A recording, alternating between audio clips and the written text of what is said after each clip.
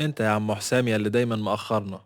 هو النوم عاجبك قوي كده؟ صباح الخير الاول يا سعيد. صباح ايه بس، ده احنا بقينا العصر. انا فاهمك. سهران موبايل تيك توك ريلز وتيجي تقول الدنيا وحشة. خلاص كده حكمت عليا؟ اه، وحكم نهائي كمان. طب انت ما سألتنيش بتأخر ليه؟ اسأل ليه؟ ما هي باينة. باينة لمين بالظبط؟ لعقلك الكسول. انا بتأخر عشان بسهر ادي العلاج لأمي. علاج؟ يعني مش سهر؟ لا يا سيدي، ولا موبايل. اصل ما هو محدش قال لي. وانت بقى سألت؟ لا بس بحب اسبق الاحداث. انت صحيح سبقتها بس وقعت. بس بصراحة يعني انت شكلك مريب. مريب؟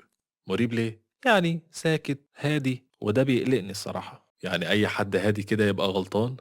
الناس الهادية دي دايما وراها حاجة. طب وانت ليه دايما متوتر؟ عشان انا بفهم كل حاجة بسرعة؟ لا لا لا، انت بتحكم بسرعة. هي.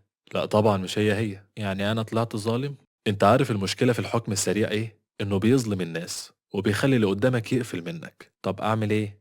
اسأل الاول قبل ما تحكم، واسمع قبل ما تتكلم. يمكن تطلع غلطان. تمام، بس المرة الجاية قول بدري وانت اسأل بدري. اتفقنا.